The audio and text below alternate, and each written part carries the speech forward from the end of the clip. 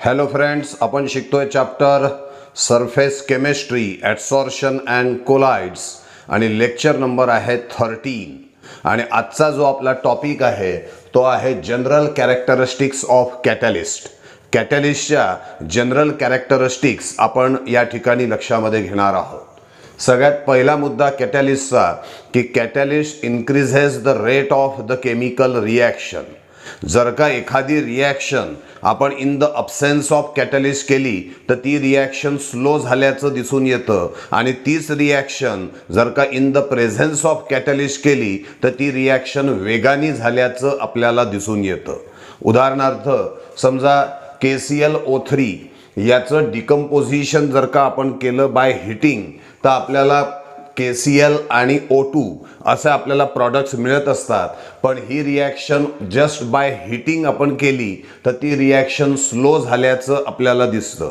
आणि same reaction जर का आपण कॅटलिस्ट वापरला MnO2 तर ती अतिशय रॅपिडली झाल्याचं आपल्याला दिसून येत आहे. काय वाक्यात बोलता येईल? KClO3 on decomposition just by heating we get potassium chloride and oxygen. This decomposition takes place very slowly in the absence of catalyst, but if the same reaction is carried out in presence of catalyst MnO2 then it is found that the decomposition takes place rapidly. Thus catalyst increases the rate of the chemical reaction. दुसरा मुद्दा कॅटलिस्टचा, catalyst हा reactant सोबत combine होतो आणि आपल्याला intermediate complex देतो. नंतर हा इंटरमिजिएट कॉम्प्लेक्स रॅपिडली ब्रेक होतो आणि get converted into product with a regeneration of catalyst. याचा अर्थ काय? तर कॅटलिस्ट हा केमिकल रिॲक्शनमध्ये एंटर होतो but it is regenerated at the end of the reaction. It does not appears in the overall reaction. Catalyst जो आहे हा रिॲक्शनमध्ये पार्टिसिपेट होतो पण at the end of the reaction तो रिकवर्ड होतो, तो रिजनरेट होतो. कॅटलिस्ट हा ओव्हरऑल रिॲक्शनमध्ये कधीही आपल्याला दिसून येत नाही. उदाहरणार्थ या ठिकाणी सल्फर डायऑक्साईड आणि ऑक्सिजन या दोघांमध्ये जेव्हा रिॲक्शन होते तेव्हा आपल्याला सल्फर ट्रायऑक्साईड मिळत असतो. इथे NO2 हा कॅटलिस्ट म्हणून काम करत असतो. याचं मेकॅनिझम कसं आहे बघा. तर सल्फर डायऑक्साईड पहिले ॲक्च्युअली ऑक्सिजन सोबत डायरेक्टली रिॲक्ट होतच नाही. तर सल्फर डायऑक्साईड हा रिॲक्ट होतो कॅटलिस्ट NO2 सोबत. म्हणजेच NO2 enters into the chemical reaction and reacts with sulphur dioxide so that sulphur dioxide get converted into sulphur trioxide while NO2 get changes to NO. मग हा NO जो आहे हा oxygen सोबत react होतो आणि पुन्हा NO2 मध्ये कन्व्हर्ट होतो. म्हणजेच catalyst is regenerated at the end of the reaction. आपलं वाक्य काय होतं की catalyst enters into the chemical reaction. बघा केमिकल रिॲक्शनमध्ये कॅटलिस्टने भाग घेतलेला आहे but it is recovered at the end of the reaction. तो at the end of the reaction recovered झालेला आहे. It does not appears in the overall reaction. Overall रिॲक्शनमध्ये कधीही कॅटलिस्ट आपल्याला दिसून येत नाही. आपण आतापर्यंत दोन कॅरेक्टरिस्टिक्स कॅटलिस्टच्या घेतलेल्या आहे. पहिल्यात सांगितलं की catalyst increases the rate of the chemical reaction. जर का एखादी रिॲक्शन कॅटलिस्टच्या अब्सेन्समध्ये केली तर ती स्लो होते आणि तीच रिॲक्शन जर का कॅटलिस्टच्या प्रेझेन्समध्ये केली तर ती रॅपिडली झाल्याचं आपल्याला दिसून येतं. कॅटलिस्ट हा केमिकल रिॲक्शनमध्ये एंटर होतो, तो रिॲक्टंट सोबत कंबाईन होतो आणि आपल्याला इंटरमिजिएट कॉम्प्लेक्स देतो. पण हा इंटरमिजिएट कॉम्प्लेक्स नंतर रॅपिडली प्रॉडक्टमध्ये कन्व्हर्ट होतो with a regeneration of catalyst. म्हणजे काय? तर catalyst enters into the chemical reaction but it is recovered at the end of the reaction. It does not appears in the overall reaction. Now the third characteristics of catalyst is that in the reversible reaction, एखादी reversible reaction जर का आपण घेतली तर in the reversible reaction catalyst increases the rate of forward reaction and rate of backward reaction to same extent.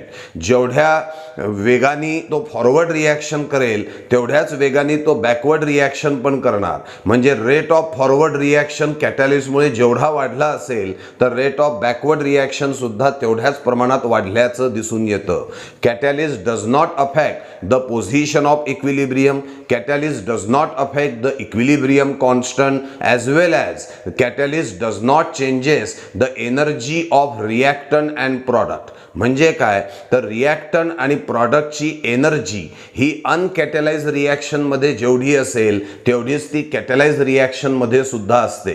म्हणजे catalyst हा reactant आणि product यांची एनर्जी कमी जास्त करत नाही, त्यांचा इक्विलिब्रियमची पोझिशन पण बदलवत नाही, त्याचप्रमाणे इक्विलिब्रियम कॉन्स्टंटला सुद्धा तो बदलवत नाही.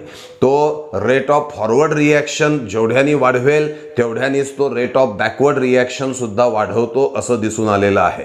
आणि म्हणून आपण वाक्य सांगतो, in reversible reaction catalyst increases the rate of forward and backward reaction to same extent.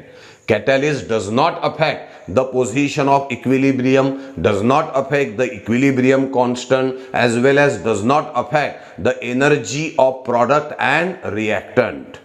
पुढे स्मॉल अमाउंट ऑफ कॅटलिस्ट जरी आपण वापरला तरी त्यामुळे रेट ऑफ द रिॲक्शन खूप हजारो पटींनी वाढल्याचं आपल्याला दिसून येतं. Small amount of catalyst increases the rate of reaction to large extent. म्हणजे उदाहरण जर का घेतलं तर एक एन्झाईम मॉलिक्यूल जो आहे हा जेव्हा कॅटलिस्ट म्हणून काम करतो तेव्हा तो मिलियन्स ऑफ हायड्रोजन परऑक्साईडचं डिकम्पोजिशन घडवून आणतो. A single enzyme molecule when behave as a catalyst it can bring the decomposition of millions of hydrogen peroxide and this decomposition takes place rapidly also. त्याचबरोबर जेव्हा आपण कॅटलिस्ट वापरतो त्यावेळेला the activation energy of reaction. Activation energy म्हणजे काय तर एखादा reactant हा जेव्हा प्रॉडक्टमध्ये कन्व्हर्ट होतो तेव्हा ती केमिकल रिॲक्शन त्या ठिकाणी घडून येत असते आणि ती केमिकल रिॲक्शन घडून येण्यासाठी काही एनर्जी त्या ठिकाणी आवश्यक असते. So that reactant get converted into product. That energy is called as activation energy. Activation energy it is the energy which is required to bring reactant into activated complex and later on into the product. त्या रिॲक्टंटला activated कॉम्प्लेक्सपर्यंत intermediate कॉम्प्लेक्सपर्यंत नेण्यासाठी जी काही energy लागते त्याला activation energy असं म्हटलं जात असतं.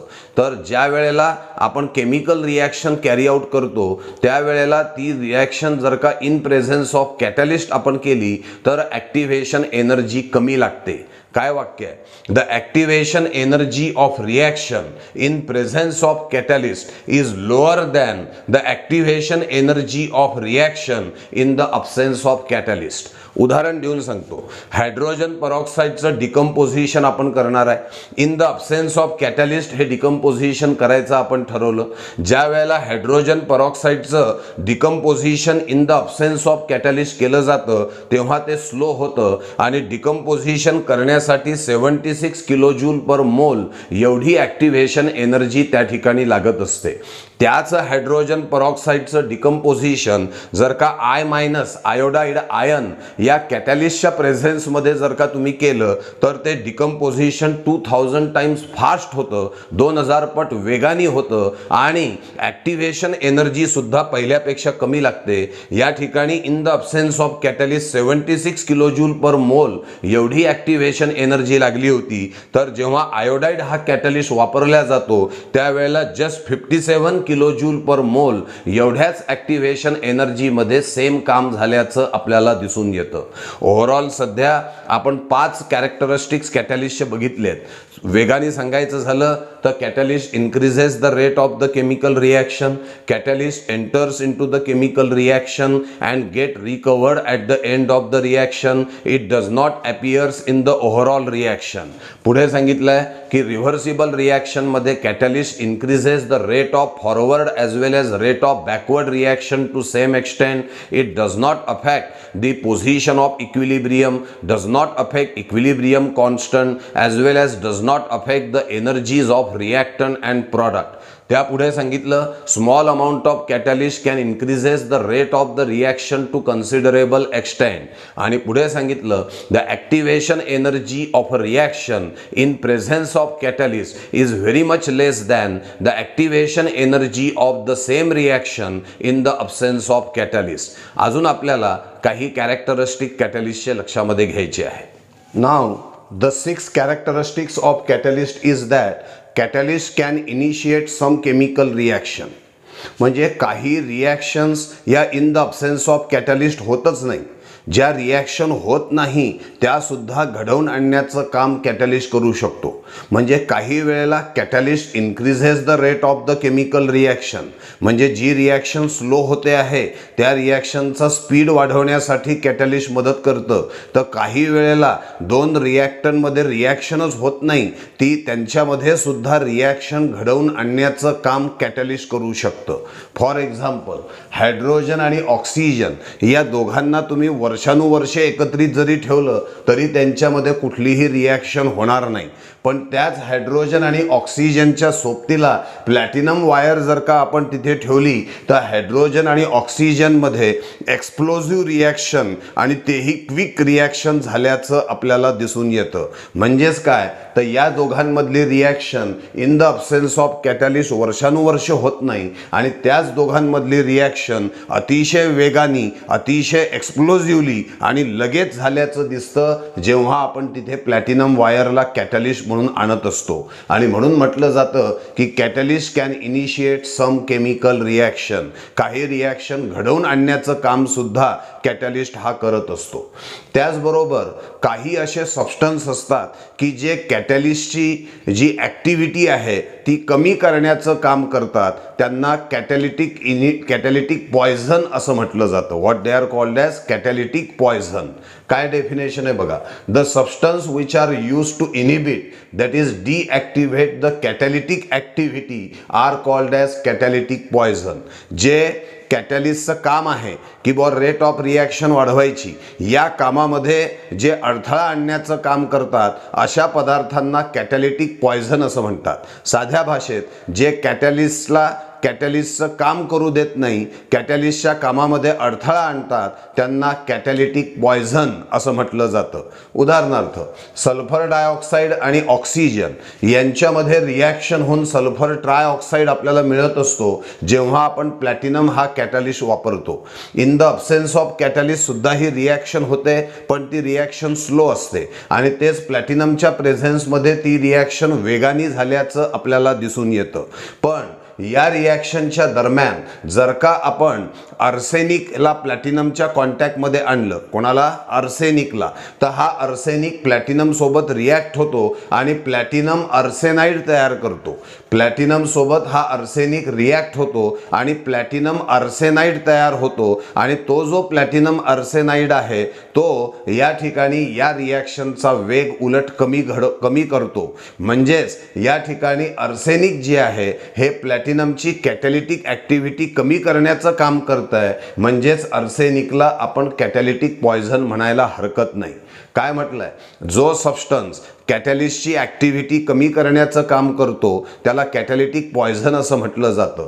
ही रिॲक्शन वेगाने घडवण्याचं काम प्लॅटिनम करतोय आणि प्लॅटिनमच्या या कामामध्ये अडथळा आणणार आहे आर्सेनिक.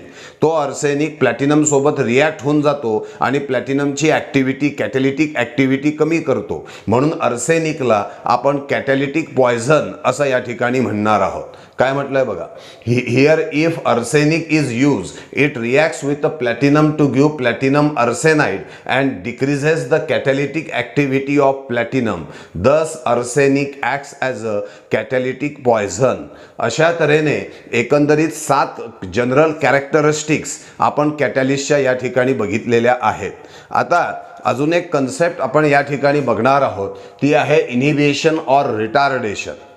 आपण आता कॅटलिस्ट विषयी काय बोललो की catalyst increases the rate of the chemical reaction किंवा काही रिॲक्शन होतच नाही त्या घडवून आणण्याचं काम सुद्धा कॅटलिस्ट करत असतो.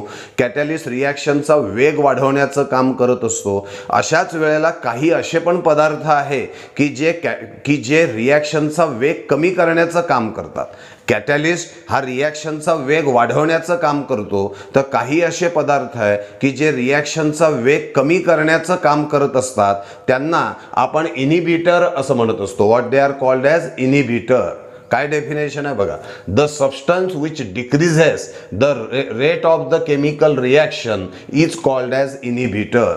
जो पदार्थ केमिकल रिॲक्शनचा स्पीड कमी करण्याचं काम करतो त्याला इनिबिटर असं म्हणतात, आणि या फेनॉमेनाला इनिबिशन किंवा रिटार्डेशन असं म्हटलं जातं.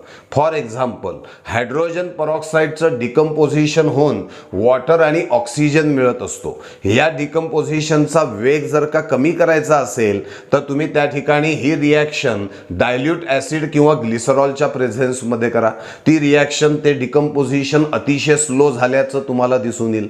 म्हणजेच डिकम्पोजिशनचा वेग कमी करण्याचं काम या डायल्यूट ॲसिड किंवा ग्लिसरॉलने केलं आहे. म्हणजेच डायल्यूट ॲसिड आणि ग्लिसरॉल या ठिकाणी इनिबिटर म्हणून काम करतात आहे. They inhibits the rate of decomposition of hydrogen peroxide. दुसरं, क्लोरोफॉर्म विषयी तुम्ही ऐकलेलं आहे. क्लोरोफॉर्मला एका एअरटाईट रेडिश ब्राऊन बॉटलमध्ये ठेवलं जातं आणि विशेष काळजी घेऊन ठेवलं जातं. याचं कारण आहे, हा जो क्लोरोफॉर्म आहे हा जर का हवेच्या संपर्कामध्ये आला, हा जर का ऑक्सिजनच्या कॉन्टॅक्टमध्ये आला तर तो कार्बोनिल क्लोराईड नावाचा एक गॅस देतो. या कार्बोनिल क्लोराईडलाच फॉस्जिन गॅस असं देखील म्हटलं जातं. बघा, क्लोरोफॉर्मचा संपर्क जर का एअरसोबत आला तर तो तुम्हाला कार्बोनिल क्लोराईड COCl2 हा गॅस देतो, ज्याला फॉस्जिन गॅस असं म्हटलं जातं. आणि हा फॉस्जिन गॅस प्रचंड पॉयझनस गॅस आहे. हा वॉर गॅस म्हणून सुद्धा वापरला जातो. शत्रू पक्षाचा नायनाट करण्यासाठी, त्याला मारण्यासाठी या गॅसचा उपयोग केला जात असतो. म्हणजे बघा, हा क्लोरोफॉर्म हवेच्या संपर्कात जर का आला तर अतिशय धोकादायक, अतिशय पॉयझनस असा फॉस्जिन गॅस त्या ठिकाणी तयार होऊ शकतो. मग आता ही जी रिॲक्शन आहे, ही रिॲक्शन वाईट रिॲक्शन आहे, डेंजरस रिॲक्शन आहे. मग या रिॲक्शनचा स्पीड जर का कमी करायचा असेल किंवा ही रिॲक्शन होऊ नये असं वाटत असेल तर त्या ठिकाणी क्लोरोफॉर्म जेव्हा मार्केटमध्ये बॉटलमध्ये येतं तेव्हा त्या क्लोरोफॉर्म सोबत त्यामध्ये 2% 2% ऑफ इथेनॉल टाकलेलं असतं. हे इथेनॉल या ठिकाणी इनिबिटर म्हणून काम करतं. हे जे इथेनॉल आहे, हे इथेनॉल क्लोरोफॉर्ममध्ये टाकूनच मग क्लोरोफॉर्मला मार्केटमध्ये पाठवतात. का बरं? कारण इथेनॉल असलेलं क्लोरोफॉर्म जर का हवेच्या संपर्कात जरी आलं तरी सुद्धा ही रिॲक्शन होत नाही आणि त्यामुळे फॉस्जिन गॅस तयार होणार नाही. याचा अर्थ या ठिकाणी इथेनॉलनी काय म्हणून काम केलेलं आहे तर इनिबिटर म्हणून काम केलं आहे, आणि ही रिॲक्शन होणार नाही याची काळजी इथेनॉल त्या ठिकाणी घेत असतं. या रिॲक्शनचा वेग कमी करण्याचं ते काम करतं. म्हणजेच इथेनॉल इथे इनिबिटर म्हणून काम करत आहे. कोणती टर्मिनॉलॉजी बघतोय आपण? Inhibition or retardation. The substance which decreases the rate of the chemical reaction, that is called as inhibitor, and the phenomena is called as inhibition or retardation. आपण हायड्रोजन परऑक्साईडचं डिकम्पोजिशन हे स्लो करण्यासाठी dilute acid किंवा ग्लिसरॉलची मदत घेऊ शकतो. म्हणजेच dilute acid किंवा ग्लिसरॉल हे तिथे इनिबिटर म्हणून काम करतात. क्लोरोफॉर्म एअरसोबत लवकर रिॲक्ट होऊ नये यासाठी क्लोरोफॉर्ममध्ये 2% ऑफ इथेनॉल टाकलं जातं आणि त्यामुळे क्लोरोफॉर्मची एअरसोबत रिॲक्शन सहजासहजी होत नाही. म्हणजेच क्लोरोफॉर्म या रिॲक्शनचा वेग कमी करण्याचं काम करतं किंवा रिॲक्शन होणारच नाही याची काळजी इथेनॉल घेतं. म्हणजेच इथेनॉल या ठिकाणी इनिबिटर म्हणून काम करतं आहे. लक्षात येत आहे कन्सेप्ट ही? थँक्यू.